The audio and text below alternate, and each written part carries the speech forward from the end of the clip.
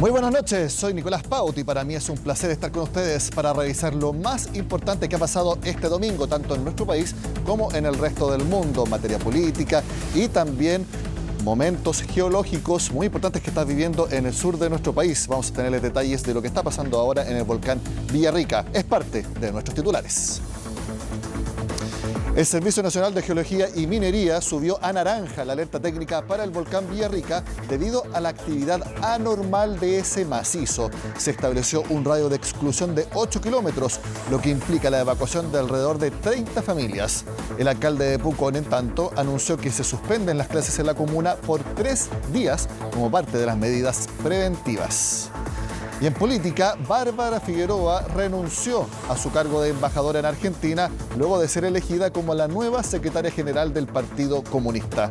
Además, quien ocupaba ese cargo, Lautaro Carmona, fue escogido para ser el nuevo presidente de la colectividad, todo esto luego de la muerte de Guillermo Tellier. Y en temas internacionales, el expresidente de Bolivia, Evo Morales, anunció este domingo su candidatura para las elecciones presidenciales de 2025. El exmandatario señaló sentirse obligado a tomar esta decisión debido a las diferencias que mantiene con la administración del presidente Luis Arce, lo que ha generado una profunda división al interior del partido gobernante. Y en el fútbol, la U perdió por 3-1 ante Deportes Copiapó, acumulando 8 partidos sin ganar en el torneo nacional. Con este resultado, los azules quedaron en la 10ª ubicación de la tabla con apenas 31 unidades. Además, la Católica le acaba de ganar 1-0 a Magallanes. Todo esto y más, aquí comienza CNN Prime.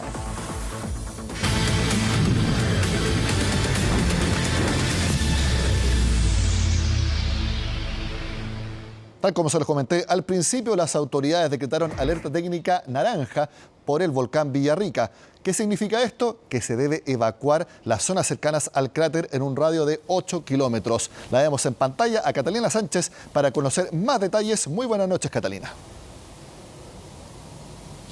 Sí, ¿cómo estás, Nico? Muy buenas noches. Así es, se confirmó durante esta tarde, cerca de las 14 horas, por parte de Serna-Giomín, por parte de Senapred también y de la delegación presidencial, tras reunirse justamente en Senapred, acá en Temuco, de las diferentes autoridades para poder confirmar lo que ya se había publicado oficialmente en la página de Serna-Giomín y que es elevar esta alerta no amarilla a una técnica naranja. ¿Esto qué quiere decir? Como tú bien lo comentabas, bueno, varios puntos importantes. Por un lado, evacuar a familias. Serían preliminarmente 30 familias, casi 90 personas que estarían siendo evacuadas de forma paulatina, evacuación que comenzaría el día de hoy, pero se extendería también en los próximos días. Y también, por otro lado, trasladar a pacientes críticos, pacientes que están hoy día quizás en sus casas, postrados, y para poder, con la ayuda de ambulancias, llevarlos a otros centros asistenciales, despejar algunos hospitales FAM de estas 3 comunas que hoy día están cercanas al volcán Villarrica. Hablamos de Curarrehue, Pucón y también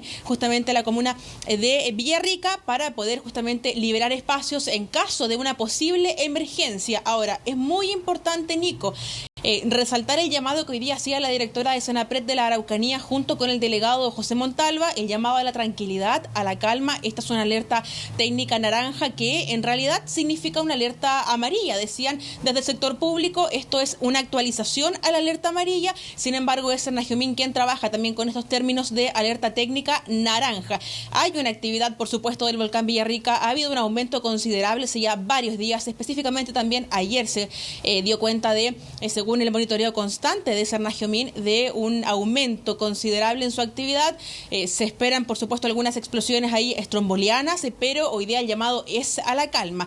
Hay que evacuar, por lo menos, yo te lo decía, a 30 familias y además un punto muy importante que igual quiero tocar, y es que el delegado comentó durante esta tarde que él solicitó o recomendó más bien la suspensión de clases en colegios que estén cercanos a cauces. Sin embargo, fue el alcalde de la comuna de Pucón, Carlos Barra, quien dio a conocer que se tomó la decisión final de suspender todas las clases en la comuna de Pucón. De este punto se refiere además el delegado José Montalva. Pasemos a revisar sus palabras.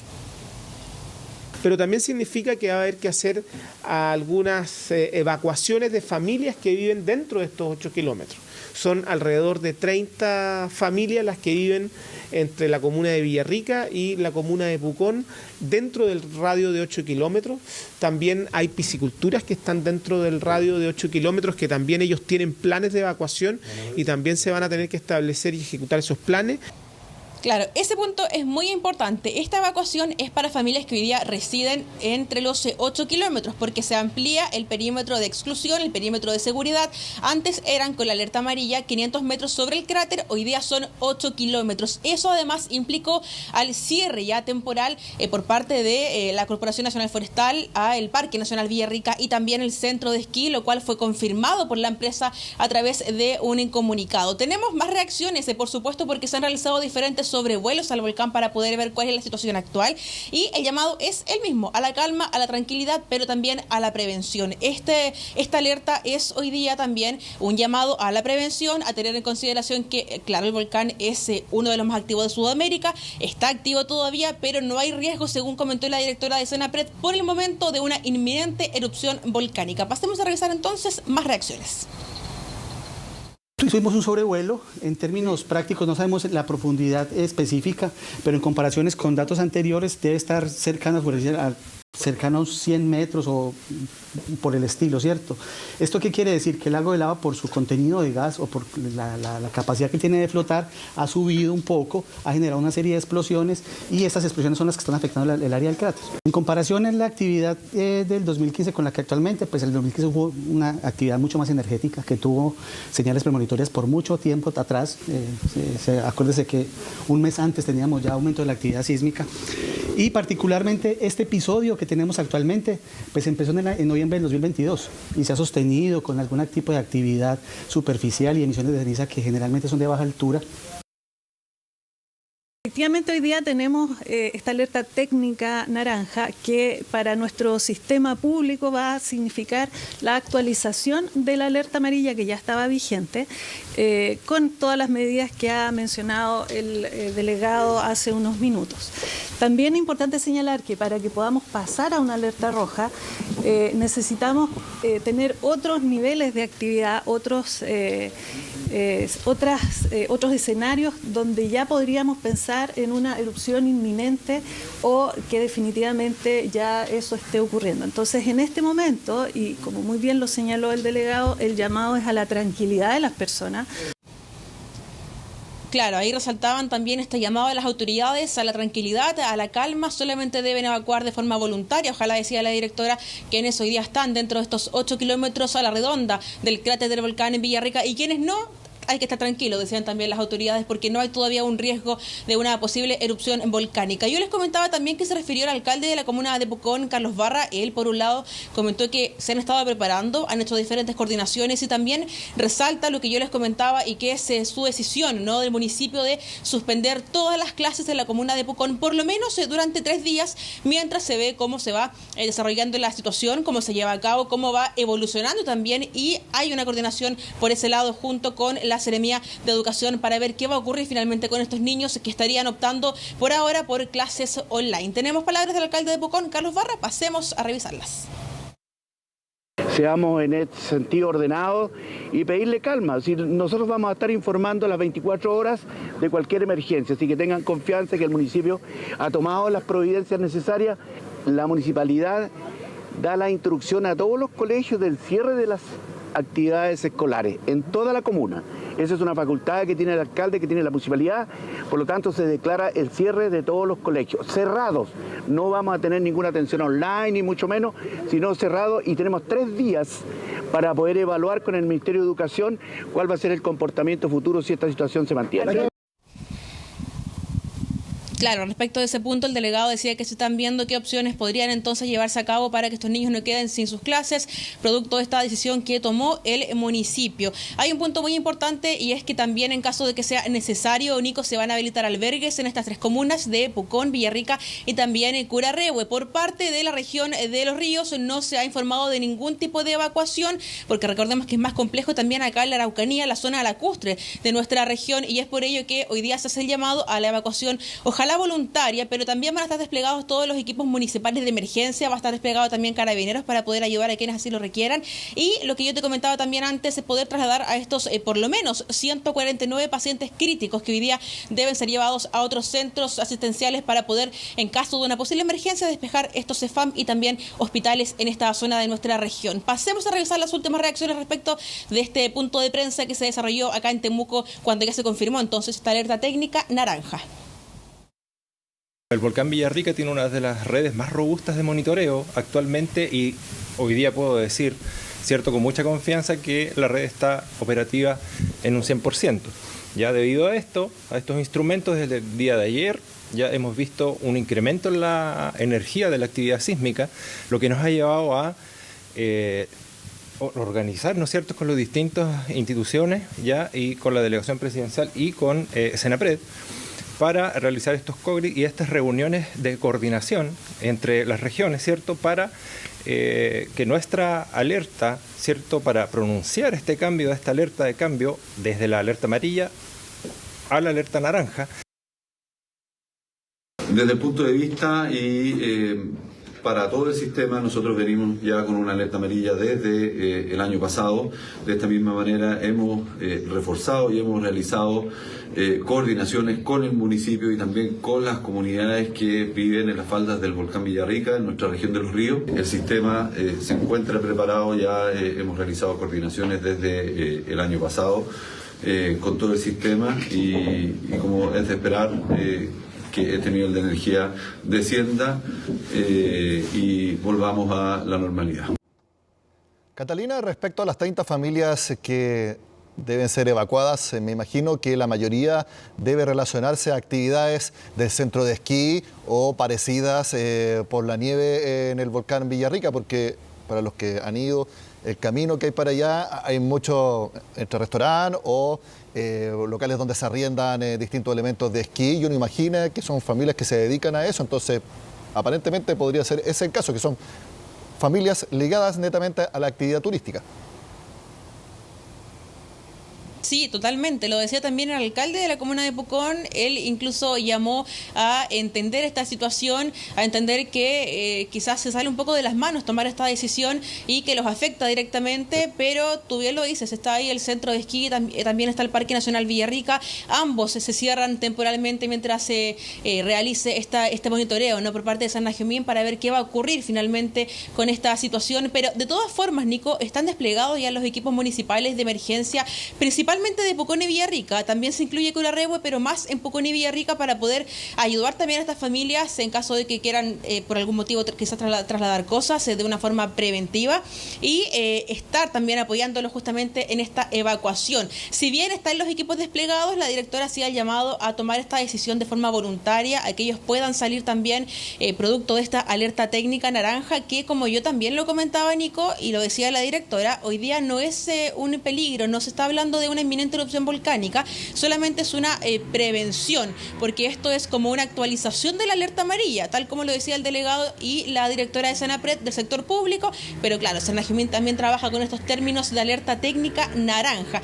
Hay mucho turismo en Pucón, es por supuesto una de las comunas más visitadas durante todo el año, pero el llamado es a entender también esta situación de tener que cerrar, ¿no?, estos sectores ligados al rubro de lo que es el gremio, ¿no?, gastronómico, y también el turismo ahí en la zona, Nico, mientras se evalúa cómo avanza esta situación que hoy día mantiene activo también, y que es, por supuesto, recordemos, uno de los más activos de Sudamérica, este volcán Villarrica, que se hace bastante presente hace ya bastante tiempo también, Nico. Por suerte esto sucedió ahora que terminó la semana de Fiestas Patrias, porque eso sucedió una semana antes. Al principio, ahí sí que hubiera sido un golpe muy duro para la actividad turística, que en Pucón, por la nieve, el 18 es muy importante. Catalina Sánchez, desde la Araucanía, muchas gracias por contarnos todos los detalles. Estamos en contacto. Nos vemos, Nico. Buenas noches. Buenas noches. Cambiamos de tema en CNN Prime. La conectividad del transporte público llegó a las localidades de El Romeral y también Lo Herrera en San Bernardo tras años de espera, porque se inauguró el recorrido G37 del sistema RED. Toda la información respecto a este servicio lo vemos en el informe de Marifé Concha. Esto para nosotros es como un hecho histórico, o sea, fueron años tratando de que viniera locomoción para acá. Entonces nos va a cambiar la vida a todos. Y es un orgullo para nosotros que después de 50 años nosotros podamos tener locomoción y digna. Porque hoy en día tú pagas un colectivo 1.500 pesos. O sea, ¿qué significa eso para una familia de 5 niños que tengan estudiando? Significa alto. Estos son algunos de los emotivos testimonios de los vecinos de El Romeral, un sector que tras más de 50 años tendrá acceso cercano al transporte público. El nuevo servicio G37 conectará a los habitantes de la zona con el centro de San Bernardo y la estación de Metrotren Nos. Yo estoy feliz porque la locomoción acá era demasiado mala, quedábamos sin colectivo en la tarde, el día domingo no habían. Si nos quedábamos sin locomoción son 3 kilómetros de La Herrera hasta acá para llegar. Nosotros para ir a estudiar o a salir teníamos que venir caminando hasta La Herrera a pie. Nos hacía falta la locomoción, harto. Es mucho sacrificio tener que estar caminando de ida, de vuelta. No solamente está el cansancio físico, sino los peligros que implica el caminar tarde o muy temprano. Se trata de un servicio que operará la empresa Voi, beneficiando a más de 3.000 personas, quienes hasta ahora se debían desplazar en vehículos particulares o taxis colectivos. Lo que pasa es que acá hace muchos años no contamos con locomoción como la micro, entonces ahora que lleguen más con niños, si hay una emergencia, tenemos cómo salir, tenemos cómo movilizarnos, porque antes estábamos súper botados. Sí contábamos con locomoción colectiva, ellos hacían lo que podían, pero nunca daban abasto. Bueno, en mi caso, por mi hija que va a la universidad, que yo tenía que ir a buscar la tarde a La Herrera para traerla, ahora va a quedar más directo el trayecto. Es un beneficio muy grande. Los buses funcionarán con horarios desde las 5:30 de la mañana hasta las 11 de la noche y también contempla recorridos los sábados, domingos y festivos. Estamos haciendo equidad territorial. Le va a permitir a las personas también acceder a un pasaje más barato. Van a poder acceder a través del código QR a los 38.000 pesos de tarifa máxima mensual. Un vecino o vecina del Romeral va a poder pagar una tarifa en el bus, subirse al metro, llegar hasta la estación Pajaritos, tomar el 555 al aeropuerto y llegar con el pago de una tarifa al aeropuerto más importante de nuestro país. Postales como estas dan cuenta del trabajo conjunto entre las comunidades y las autoridades, una iniciativa que se suma a la extensión de otros servicios a sectores rurales de la capital y que se podría replicar en otras zonas alejadas de centros urbanos del país. Además de eventualmente entregar las indicaciones a la reforma previsional, esta semana el gobierno tiene que ingresar el proyecto de presupuesto 2024. Y uno de los puntos claves de la discusión será el efecto que tendrá el caso convenios en el erario nacional. Desde el gobierno aseguraron que se harán cargo de las consecuencias de dicho escándalo y esta semana anunciarán nuevas medidas, tal como lo cuenta Macarena Román. Caminatas que se volverán a repetir. El 30 de septiembre se cumple el plazo que tiene el Ejecutivo para ingresar el proyecto de ley de presupuesto 2024 y todo indica no será una discusión fácil. ¿Qué es lo que tenemos que hacer? Es que es casi una certeza que la tramitación estará marcada por los presuntos actos de corrupción de los denominados casos convenios. Son situaciones que han marcado al oficialismo, principalmente a uno de los partidos claves del gobierno como lo es Revolución Democrática, motivo por el que la ministra del Interior aseguró que el presupuesto se hará cargo de este tipo de casos. Tenemos una agenda muy ambiciosa en materia de probidad y transparencia que acoge las sugerencias realizadas por la Comisión Jara Quemada, encargada de formular propuestas para mejorar la regulación de la relación entre las instituciones privadas sin fines de lucro y el Estado. Estas medidas provenientes de las recomendaciones de la Comisión de Probidad serían presentadas durante los próximos días para que se consideren durante la tramitación del presupuesto 2024. Me produce una desazón, una angustia muy grande, porque nosotros creemos que en cada ley de presupuesto vamos avanzando en materia de transparencia y en materia de mayor control del gasto público. Entonces, cuando uno se encuentra con este tipo de situaciones, le causan mucha rabia a la ciudadanía. Es que son millones y millones de pesos que presuntamente fueron mal utilizados. Solo en el caso de la Fundación Democracia Viva hubo un traspaso de 423 millones, de los cuales el 8% fueron ejecutados. La altura de mira de construir un presupuesto no tiene nada que ver con situaciones particulares cuyos montos, incluso comparado con lo que es el presupuesto nacional, son ínfimos.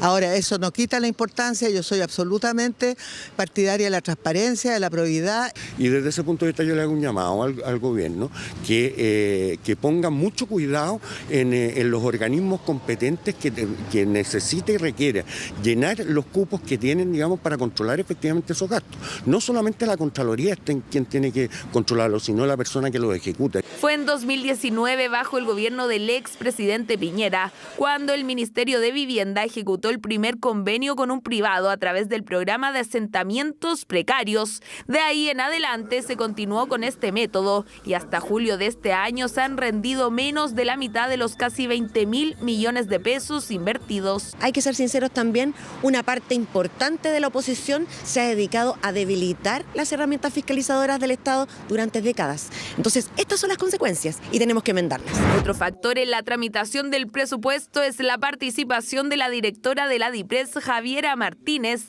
quien ha sido cuestionada por parte de la oposición tras flexibilizar, por ejemplo, el traspaso de recursos a los gobiernos regionales en 2023, aunque el ministro de Hacienda, Mario Marcel, ha sido claro en su defensa. No hay un tema de blindaje, hay un tema de hechos. Este miércoles habrá un cónclave del oficialismo en Cerro Castillo, donde el Ejecutivo expondrá el presupuesto 2024 antes de ingresarlo al Congreso.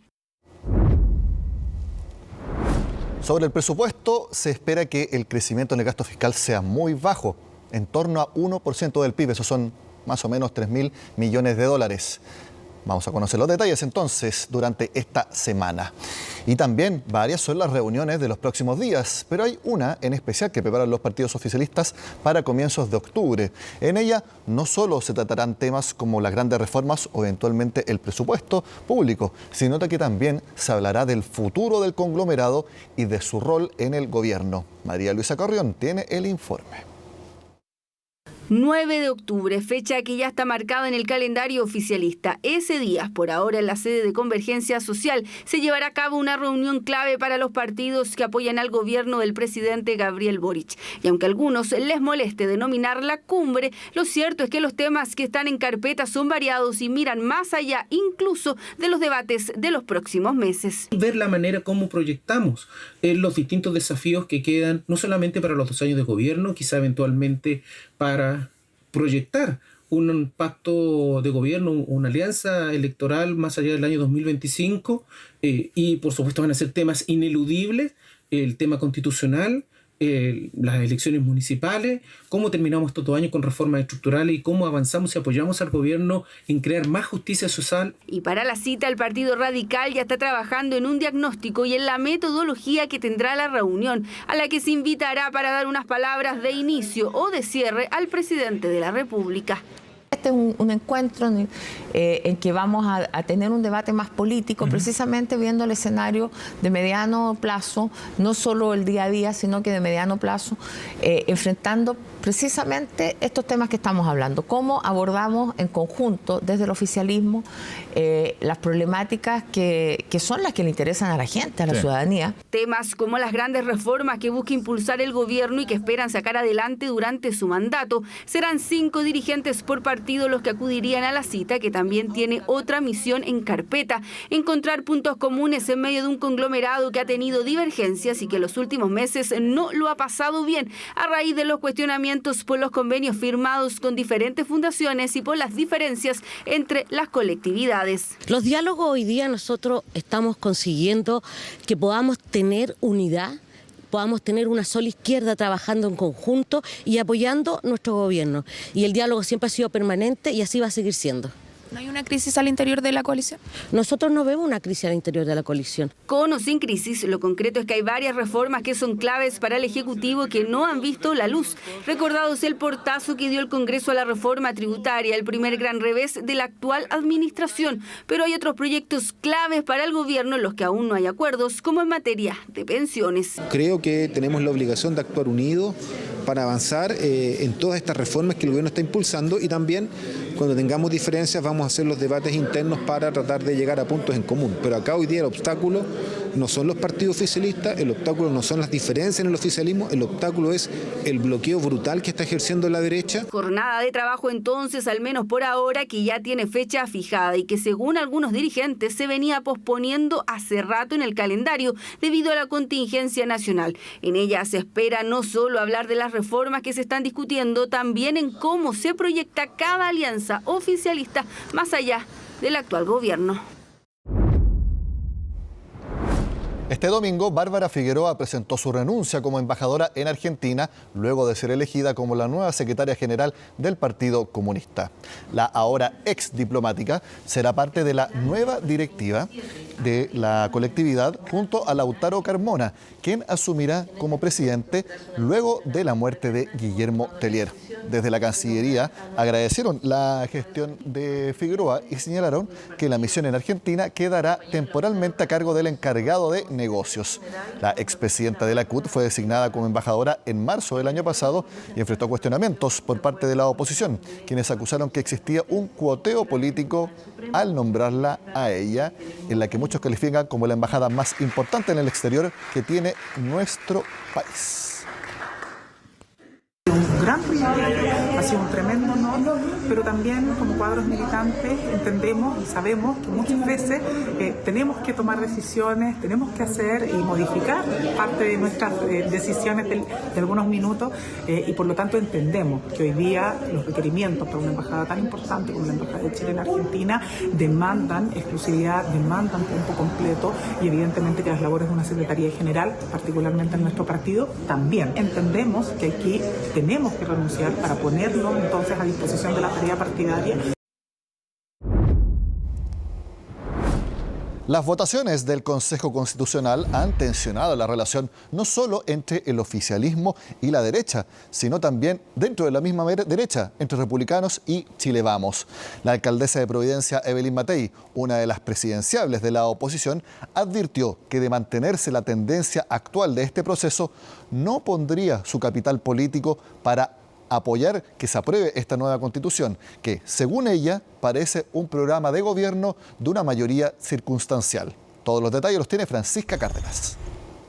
Es para nosotros un mandato para buscar siempre y en todo lugar la derogación de la ley de aborto. El inmueble destinado a la vivienda principal del propietario y de su familia estará exento de toda contribución e impuesto territorial. Chile por fin tendrá menos políticos. Hemos acordado reducir el número de parlamentarios. Solo algunos de los momentos que han marcado los últimos 6 días de votaciones en el Consejo Constitucional. Aprobado. Tiempo suficiente para que la carta presidencial de la UDI, la alcaldesa de Providencia, Evelyn Matei, levantara una alerta. No existe ese ánimo en el Consejo de tratar de hacer un esfuerzo para tener una constitución que sea aceptable para todos los sectores. Si las cosas siguen así, naturalmente no voy a poner mi capital político. La jefa comunal viene a poner luz amarilla a lo aprobado en el órgano redactor, mientras José Antonio Kast ha hecho lo suyo no solo en su sector, sino que también tratando de tender puentes con Chile Vamos. Me gustaría preguntarle cuáles son las disposiciones de lo que va aprobado en el Pleno hoy día, que le están generando tanta resistencia con el proyecto que podría llegarse a aprobar. No ponen por delante los intereses del país y el pensar en Chile, sino que se acoplan a la locomotora republicana. Matei celebró además que 4 consejeros de Chile Vamos hayan rechazado la norma que establecía que todo ser humano es persona durante la votación del aborto, que terminó por cambiar el qué está por nacer a quién. Lo que intentamos proteger fue el que no se derogue el aborto en 3 causales. Está haciendo una constitución, una constitución, no una constitución. Se está haciendo una constitución para CAS, para el sector republicano. Para CAS y para más reaccionarios que CAS también, digamos. O sea, es un contraporte a un avance no solo democrático, sino porque ellos lo están logrando por la vía que tienen correlaciones favorables dentro del Consejo. Una aproximación a un primer round entre las dos principales cartas presidenciales de la derecha y que no deja a todos contentos. Te falta el rol de los expertos, faltan las observaciones, falta la revisión por parte del Consejo, falta la votación de todo el texto como un todo, así que aquellos que están muy apresurados en tomar posición, calma. Ordenémonos de una vez por todas. Y ordenarse de una vez por todas es decir, no sigamos el juego de los republicanos de José Antonio Kast, que todavía no ha decidido cómo va a votar. Pero algunos ya están claros de cómo votarán, y es que la opción en contra ya comenzó a trabajarse en algunos sectores, pese a que hay quienes aseguran que esperarán el resultado final del texto. Desde ya estamos estableciendo la alerta en relación a que lo que se está cristalizando en la propuesta constitucional es claramente un texto conservador, autoritario. Pero obviamente que si esto, tal como lo dijo la presidenta Bachelet, o sea, si esto sigue hacia adelante, obviamente que nosotros volveremos a la calle, como lo hemos hecho durante décadas. Según el gobierno, los republicanos buscarán que el proceso actual se transforme en una pelea entre ellos y el Ejecutivo, cuando en realidad, dicen, el debate en el Consejo no ha logrado generar consenso. No voy a calificar ninguna decisión en particular. Estamos en una sociedad diversa donde cada uno puede dar a conocer su punto de vista. Lo relevante es insistir en que el diálogo debe ser incluyente, inclusivo. El sábado el Pleno del Consejo aprobó la idea de reducir los escaños por distrito. La discusión sobre la composición del Congreso, como el número de parlamentarios, continuará este lunes. Me pillaron escribiendo en Twitter porque acabo de postear, como se dice ahora, en X, lo que les voy a contar ahora. Ya lo habíamos anunciado en los días anteriores. En Tolerancia Cero, a las 10 de la noche, estará el personaje político de este domingo, la alcaldesa de Providencia, Evelyn Matei, hablando sobre esta postura de no asegurar que vaya a apoyar la nueva propuesta de constitución, si es que no le parece lo correcto. También puede hablar de sus aspiraciones presidenciales, aunque aseguró que va a la reelección en Providencia. Bueno, todos los detalles, véanlos en la entrevista imperdible a las 10 de la noche en Tolerancia Cero con Evelyn Matei. Cambiamos de tema en CNN Prime porque la Organización Mundial de la Salud dio a conocer que 4 de cada 5 personas con hipertensión no reciben el tratamiento adecuado, algo que se replica en Chile, donde esta enfermedad se presenta en un alto porcentaje de la población y puede generar afecciones cardíacas y derrames cerebrales. Todos los detalles los tiene Belén Saldías. ¿Usted conoce a alguien que tenga, no sé, en su familia, usted que sea hipertensión? Sí, mi mamá. Sí, yo sufro de hipertensión. ¿Mi marido? Sí, yo soy hipertensa. Son más de 3 millones de chilenos y chilenas que actualmente padecen de hipertensión arterial, una enfermedad que generalmente es silenciosa y que presenta un factor de riesgo clave para afecciones cardiovasculares, por lo que se hace necesario cumplir con el tratamiento al pie de la letra. Pero esto se hace... A veces se me olvida. Se me olvida tomar la pastilla. Me cuido, pero de repente no le voy a mentir que me salgo.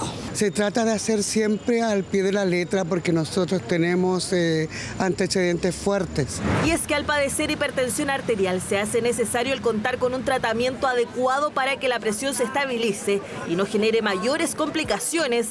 Sin embargo, las alarmas se activaron durante las últimas horas, ya que según un informe publicado por la Organización Mundial de la Salud, aproximadamente 4 de cada 5 personas con esta enfermedad no reciben un tratamiento adecuado. Es frecuente que los pacientes dejen de la terapia farmacológica de lado y no sigan su tratamiento y por lo tanto no alcanzan las metas de presión que son las que nos permiten estar a resguardo de las complicaciones. Se ha estimado que con un tratamiento oportuno se puede lograr reducciones de hasta un 32% de ataque cerebrovascular, un 45% de insuficiencia cardíaca y un 18% de infarto agudo del miocardio, además de una reducción total de mortalidad por todas las causas de hasta un 11%. Y si bien esas cifras son a nivel mundial, la realidad en Chile no es mucho mejor, puesto que la pandemia provocó que muchas enfermedades de base quedaran en segundo plano y con ello se dejaran de lado los tratamientos adecuados para enfrentarlas. En nuestro país, en los últimos años, antes de la pandemia,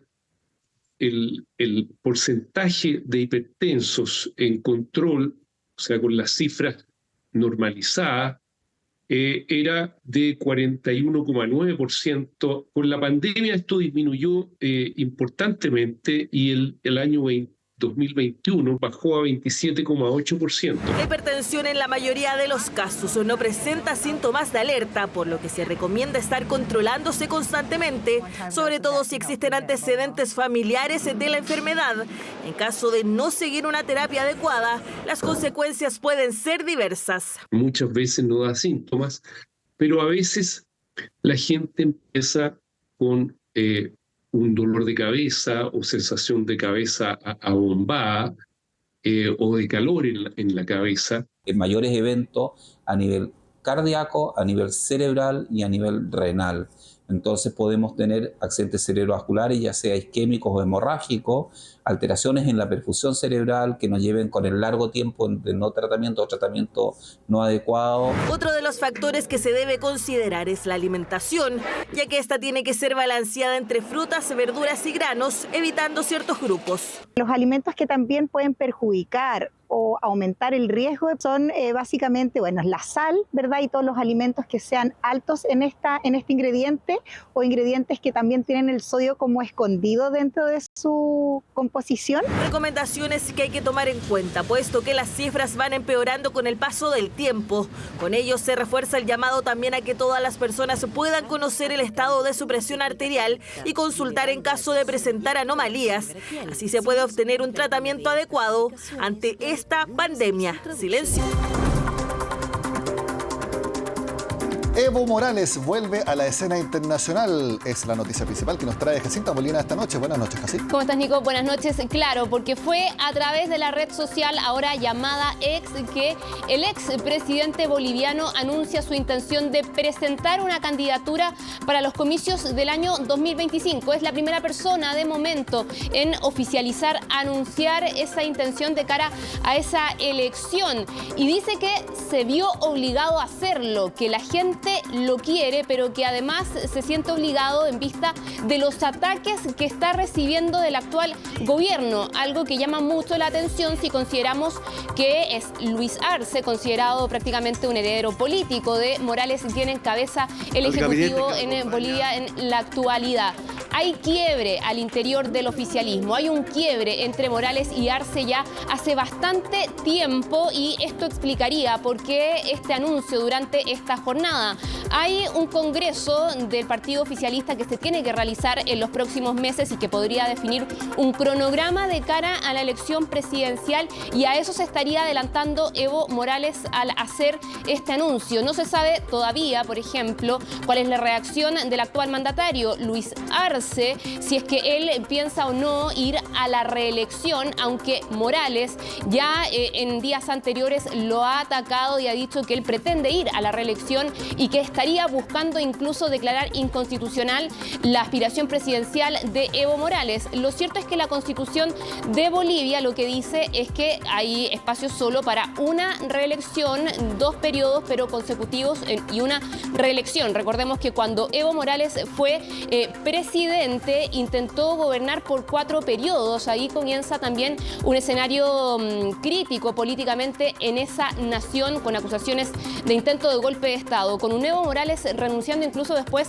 de unas elecciones que fueron criticadas también en el ámbito internacional y que lo llevaron a él a establecerse por un tiempo en Argentina. Regresa a Bolivia, recordemos, cuando asume Luis Arce, su entonces aliado, pero ahora con esta determinación queda de manifiesto y confirmado este quiebre y una carrera oficialista interna en ese país, en Bolivia, ya desatada con esta determinación del exmandatario de volver a presentarse a la presidencia en el año 2025. Nos vamos a España ahora. ¿Por qué? Porque son ya días claves en ese país que, fíjense, el martes va a comenzar el debate de investidura del candidato del partido opositor, Alberto Núñez Feijóo, para ver si es que obtiene los apoyos parlamentarios para quedarse con la presidencia del gobierno en ese país. De momento no tiene los 176 escaños requeridos, pero durante esta jornada se dio un baño de masas en Madrid, un acto organizado para protestar